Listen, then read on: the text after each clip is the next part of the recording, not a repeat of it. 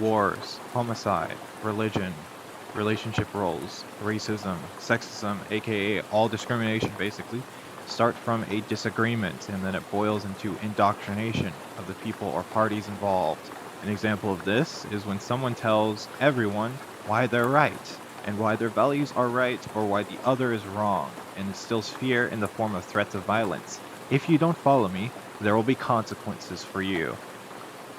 The people, being inexperienced with the evils or terribleness of the nature of their own manipulation, aka the manipulated immature, by the higher powered party, or the evils of their wishes and ideologies, are not informed, and even when they are, they do not understand until it affects the manipulated person personally, or mentally, or physically, or emotionally. And then they learn what indoctrination is directly because of that experiences and ask why it happened and seek out an answer, but only then and not before they had believed their manipulator, which is why this cycle will continue in humanity until the majority realize this. An example of this is a child being told by their parent that trans people are not righteous and therefore evil, and since evil must be punished, the child may conclude to be violent to trans people. The child doesn't have lived experience enough to determine their own morals to say whether their parents' beliefs are right or wrong, and won't understand until they go through an oppression inflicted on themselves for a reason that they cannot control. Occasionally, these children use the put yourself in their shoes or treat others how you want to be treated and learn that oppression is wrong since they could imagine being oppressed themselves and how that would feel terrible, and then change their morals because of this.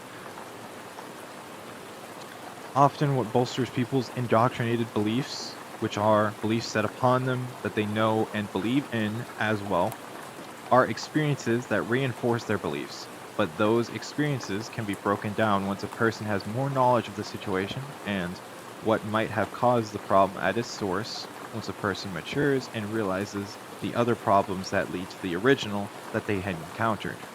An example of this would be a child who is indoctrinated to believe that they should be cautious around low income people because they have higher crime rates, supposedly.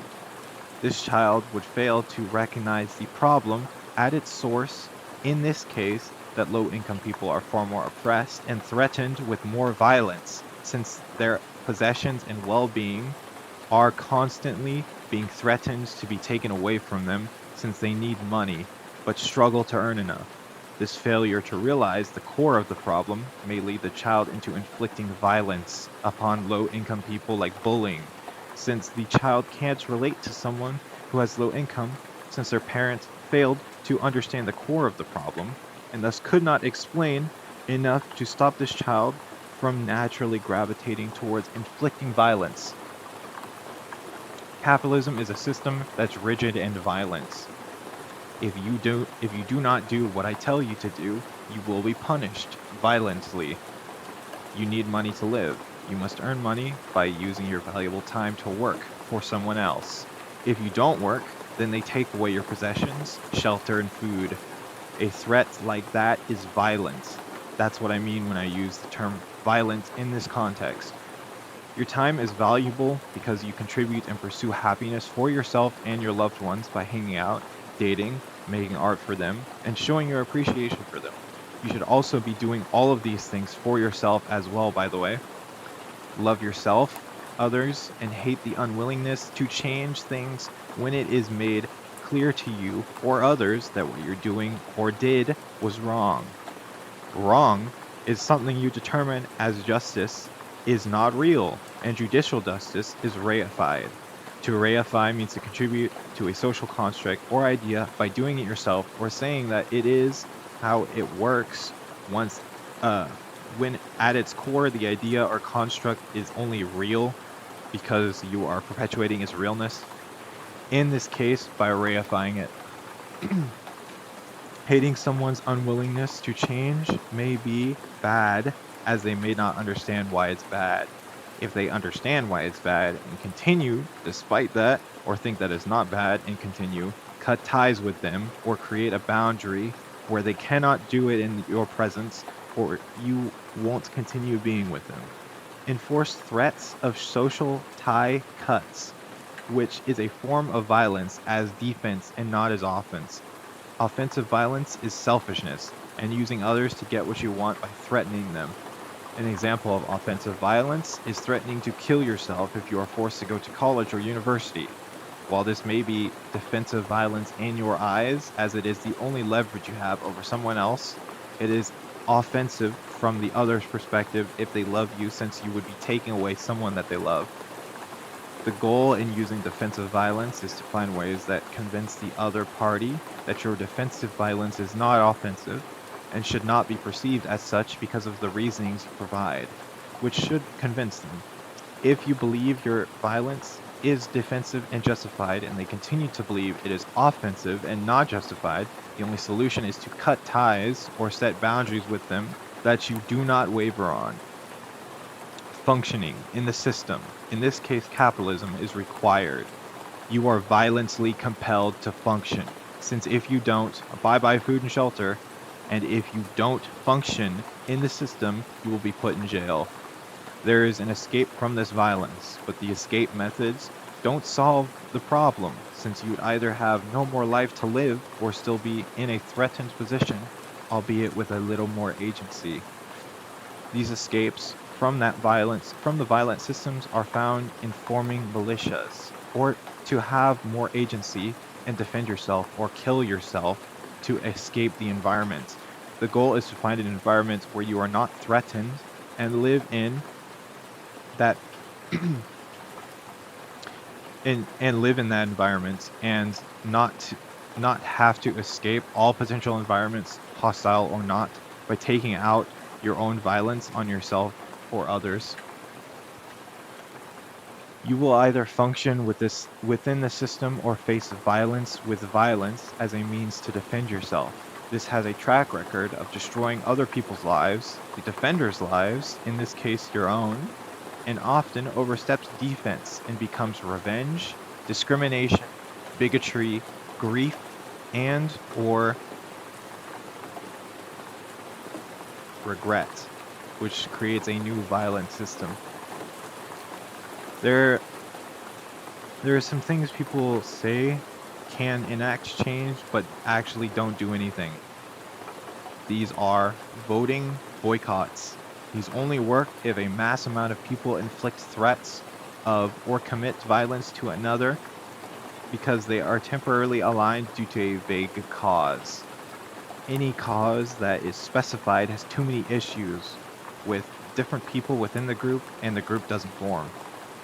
Your individual thoughts will not make change. You being immature on the specifics of the cause and unknowingly being socially engineered to participate in a violent campaign do enact change, but is not by your hand. If you didn't exist, the same things would happen.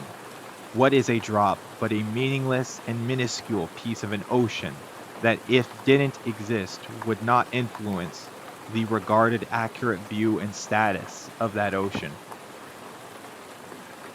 One reason, arguably the biggest reason, history is taught is so that we might not make these mistakes, but the core problem is still not understood by most, unfortunately. Another mistake humans make that unfortunately contributes to us not progressing philosophically is selfishness and rationalization.